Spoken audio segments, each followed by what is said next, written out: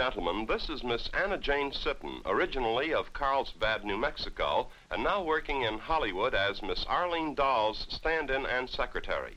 Now, because her work is so glamorous, we wondered where she would travel if given an all-expenses-paid trip. Listen. Well, first of all, Miss Dahl graciously gave me the time off to make the trip.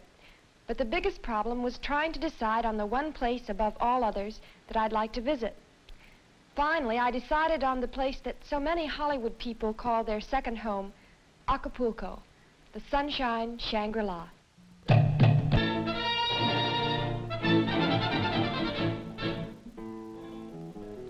This is the place that many Hollywood people call the Sunshine Shangri-La. And coming from Hollywood, which has never thought poorly of itself, that's quite a compliment indeed. The important statistics are as follows. Permanent population, about 70,000. Temperature range, 73 degrees to 84 degrees. Acapulco has 23 beaches and over 150 hotels. I flew from Hollywood to Mexico City, where I spent several days with friends, and from Mexico City it's only about an hour by air to Acapulco. At the airport, I was met by an assistant manager of Las Brisas Hilton Hotel, Mr. George Ibarondo. That's part of the airport terminal in the background. We took a Jeep taxi to the hotel, and I was told that, like all guests, I would be greeted by the manager, Mr. Frank Branstetter. Mr. Branstetter, this is Miss Anna Jane Sitton. Miss Sitton, nice to have you here. How long are you going to be here with us? 3 weeks. 3 weeks? Well, I'm glad you came down to soak in some of that beautiful Acapulco sunshine of ours. Would you like to register? The accommodations at Las Brisas are spread out over an entire hillside, so the hotel maintains a fleet of jeeps to take guests to and from their rooms. Unpacking was easy. Friends in Hollywood had told me to take as few things as possible, since I could buy just the right clothes at Acapulco's many fine shops. My room had its own private porch, or lanai, and the view was magnificent. The bellhops at Las Brisas are quite talented. They drive with one hand while carrying a tray in the other. The tray contains courtesy drinks from the management. This private pool also went with the room, and this was really living it up.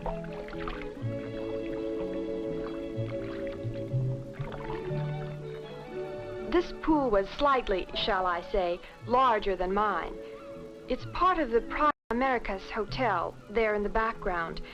One of the biggest attractions here for women tourists is the dress shop of Emi Fors, one of many brilliant American designers who have literally set up shop in Acapulco. Hello. Are you Emi Fors? Yes, I am. I saved my vacation buying because my friends told me of your reputation for carrying the classic Acapulco look. Well, how nice. I think we have a lot of attractive things we can show you. What did you have in mind that you wanted exactly? Shorts, bathing suits, slacks. Wonderful. Well, we have some very attractive things. This is very cute. You see, it has a lined, and it has a bathing suit to go with it here. I see a set. Mm-hmm. That's a wonderful color. And this is very cute, too. This is all hand embroidered and has shorts that go with it. Fine. I guess it's only natural, when visiting a place, to seek out some of the most publicized attractions. In Acapulco, everyone knows of the burro that drinks beer and soft drinks and will eat almost anything that's free. His owner is a farmer, and I imagine he saves a lot of money having the tourists feed the burro.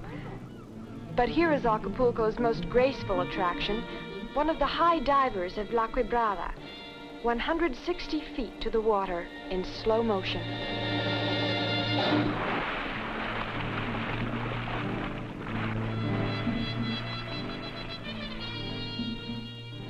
This magnificent fresco by the great Diego Rivera, a fresco of a giant serpent, serves as an appropriate introduction to what follows, the exotic and colorful ritual of the flying Voladores. The ritual has many phases, all of them based on the ancient Aztec rain god Tlaloc.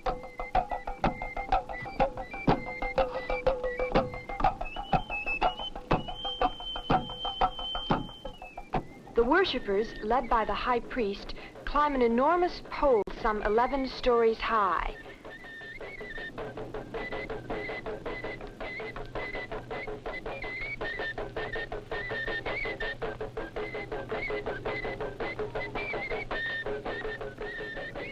Now begins the dance of death, with the high priest seated on a 20-inch platform. We photographed this in semi-slow motion to illustrate the grace of these flying voladores.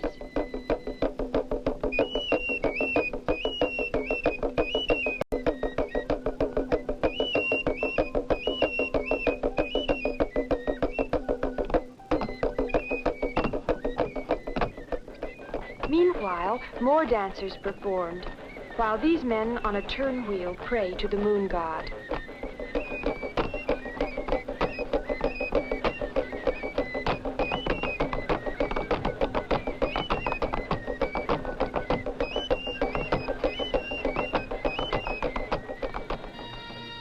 In the finale of this reenactment, the moon god is given a sacrificial victim, an unmarried maiden.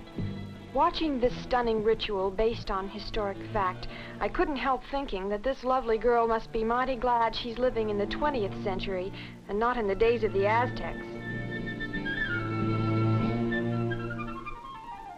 There's more to Acapulco than just sunshine and sand. Women especially will find it a shopper's paradise, and some of the best bargains are peddled by street vendors. Here I'm buying a silver bracelet for 120 pesos, or about $10 in our money.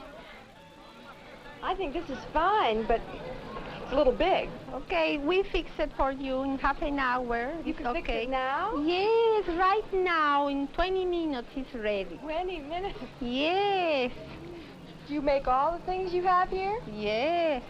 We make it in Acapulco. We make beautiful dresses in 1 hour. That's amazing. Back at the hotel, I was summoned to the phone in this manner. Oh, it's not only a charming custom, but quite effective, especially for people who are hard of hearing.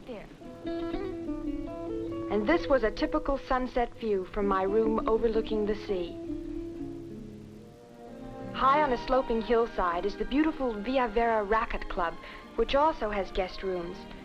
The Vera is owned by the fabulous man who has become a living legend in Acapulco circles, the Swiss-born Teddy Stauffer. Teddy holds court daily at poolside. Senor Teddy, I think this is one of the loveliest spots I've seen here in Acapulco. Thank you very much. I know you're Swiss. How did you come here? After the war, I came from California on the Saca with my friend Errol Flynn. And we had planned to stay here a week, and I'm still here. I loved it. Is this a private club? Our hotel guests are automatically members, and beautiful girls like you are members for life. Thank you very much. At Mr. Stauffer's urging, I availed myself of tennis lessons from the club pro, Miguel Rodriguez. Miguel, I don't know the first thing about tennis. Do you teach beginners? I don't know, just un poquito. Sí. Pero en español, usted parece sí. Ok, para.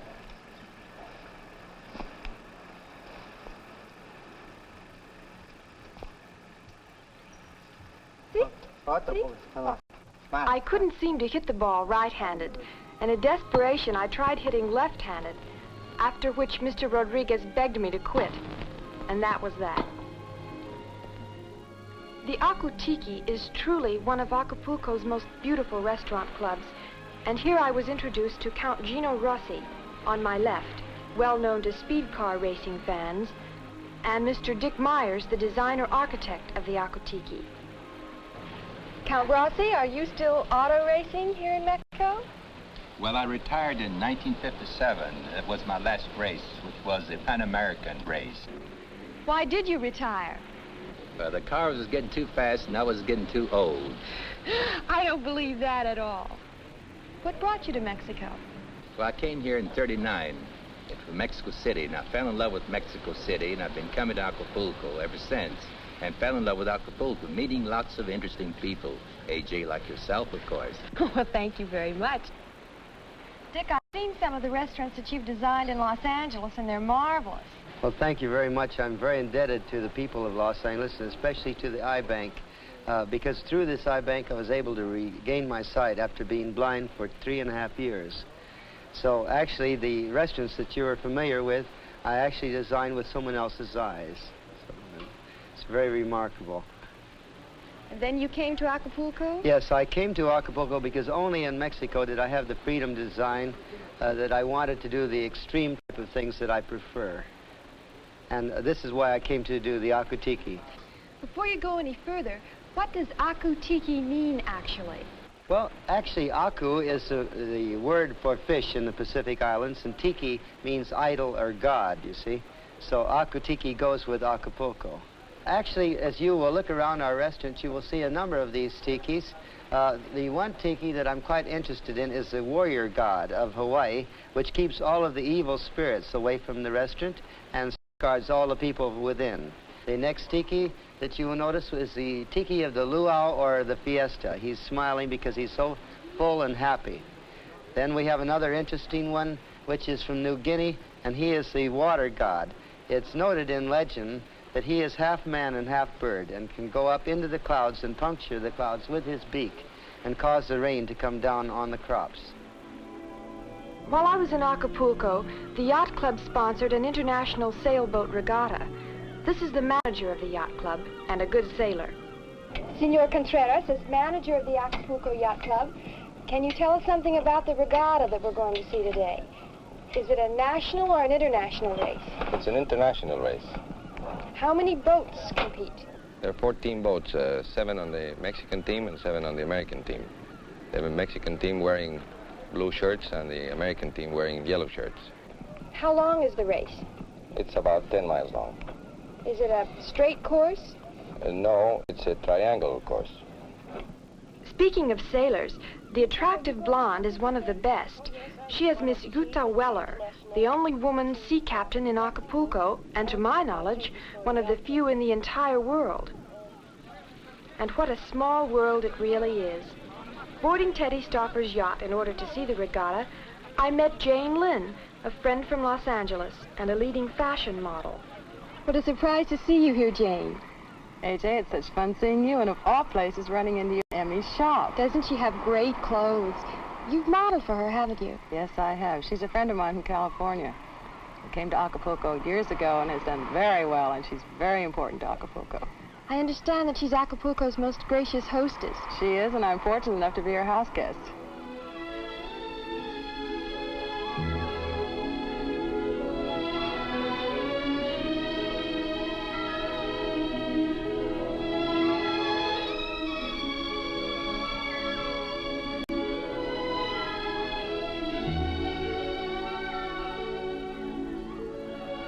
Well, the Mexicans won the race, and that evening at the yacht club, Miss Dolores del Río presented the winner's trophy.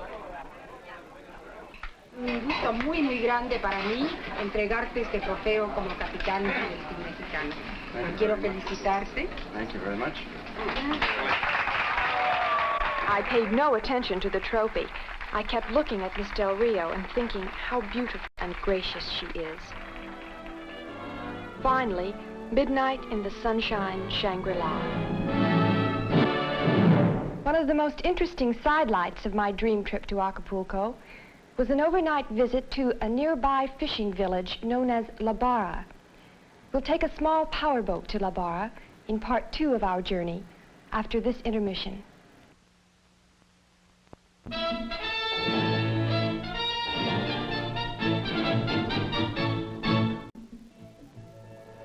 Inevitably, I got around to a tour of the city by carriage. My companion is Senor Alfredo Berwatua, the Assistant Commissioner of the Tourist Office. Here, we're riding down the main thoroughfare, Alemon Bouelvard, and approaching the Zocalo, or City Square.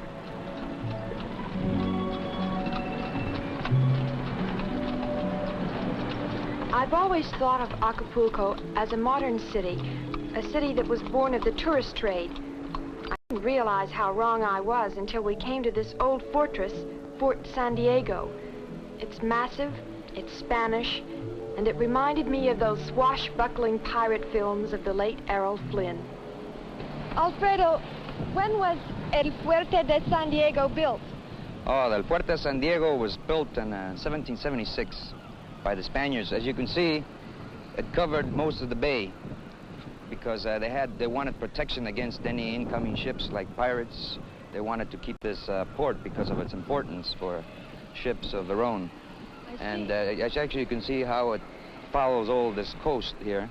Before, there used to be a lot of water here. It came up right up to the level of the fort and covered most of the water here and the entrance for the pirates, against the pirate ships. The fort and the bay inspired Alfredo to suggest a visit to the Mexican naval base at Acapulco. Never having been to a naval base, I was glad to accept the invitation.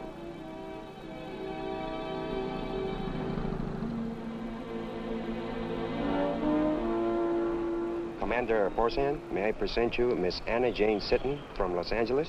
It's a real pleasure to meet you. May I invite you to go around to the Navy base? Thank you, Commander. I'd be delighted. It's an honor, please.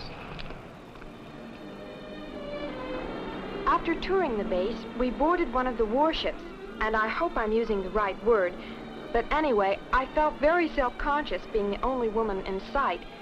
I'm sure I blushed a deep maroon, but I needn't have, because if any of the men aboard noticed me, they certainly gave no sign of it. Viva la Mexican Navy, gentlemen to the core.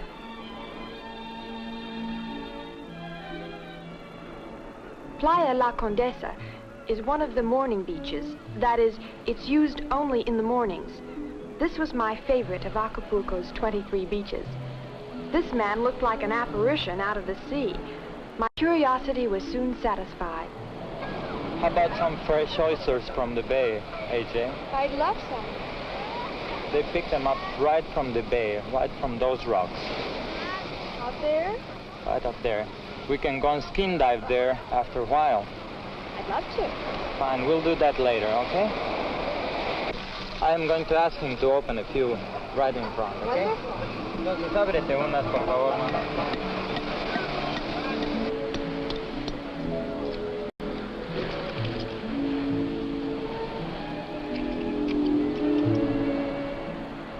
George Ibarondo, he's the assistant manager of Las Brisas, taught me how to eat oysters Acapulco style, with plenty of lime juice and hot sauce.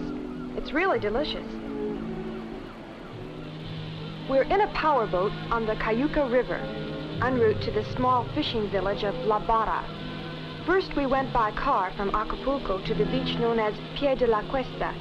It's on the ocean and also the river, about half an hour from Acapulco. Then, at Pie de la Cuesta, we rented this small boat to go upriver to La Barra, on the tip of the peninsula, where the Cayuca River empties into the Pacific. Despite the modern bridge, La Barra is quite isolated, and life is primitive by our standards. There is no electricity, and therefore no washing machines. Consequently, every day is wash day in La Barra, and although it's only an hour and a half from Acapulco, many of these people had never seen Acapulco. The river is their only source of fresh water. La Barra doesn't have water lines or plumbing. Shark fishing and spearing is the main industry of the few dozen men of the village.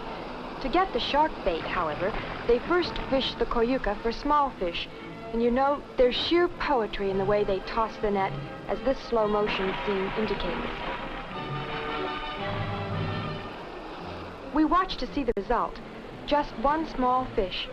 This small fish is then used as ocean bait for a slightly larger fish, and the larger ocean fish is used as bait for the sharks.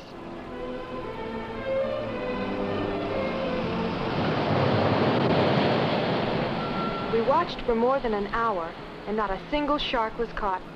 But this sunset scene alone was worth the trip. We stayed overnight to watch La Barra celebrate the festival of St. Guadalupe. This is the Virgin of Guadalupe Day throughout Mexico. The festival was a small affair, but our hearts went out to these people, for they did the best they could. 2 small dugouts, gaily decorated, and carrying all of the children of the village. This girl portrays the Virgin of Guadalupe.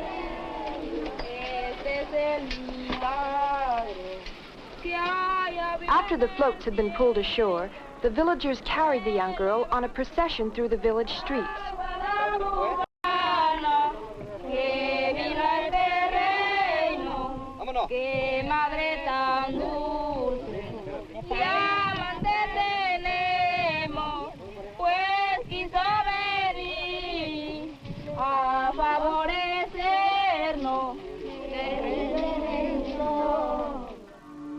Back in Acapulco that same morning, the church in the Zocalo attracted inhabitants from near and far. Many of these children lived miles away from Acapulco, yet they walked all the way to the city to be a part of this important and colorful day.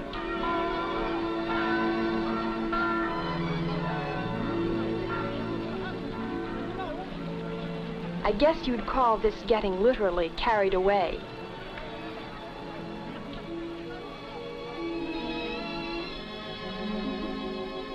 My third and last week in Acapulco was really the vacation week. By now, I had seen most, if not all, of the interesting tourist attractions, and I had met dozens of Acapulco's most interesting people and characters. Now, before returning to my desk and typewriter, I decided to just relax and soak up the sun. I swam, paddled around the bay,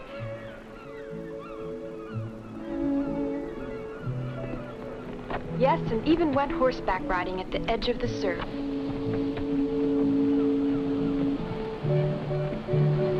But most of all, I just sat around the beach and watched the activity, some of it quite interesting. Here, for example, was a camera unit from New York taking fashion magazine pictures of a lovely girl modeling a new swimsuit. In Acapulco, there's a strong local feeling that the beaches belong to everyone, even an outdoor salesman. Here, as calm as you please, was a serape salesman spreading his wares on the sand. Back home in New Mexico, we're accustomed to our own Indian serapes, but I had to admit that these were as lovely as any I'd ever seen. Is it made by hand? ¿Son hechos a mano? Sí, son hechos a mano. Pura lana. Ah. ¿Dónde son hechos? ¿En Acapulco? No, en Xochimilco. Oh, made in Xochimilco. Sí. I see. Muy bonita. Thank you. In Acapulco, the visitor is invited to get into the swing of things. And in this case, there's no pun intended. I was actually drafted into this parade of school children. And when I protested that I didn't know how to drum, the school principal said, "That's all right, nobody will know the difference." I felt terribly foolish, but oddly enough, none of the children laughed. I guess they're used to it by now.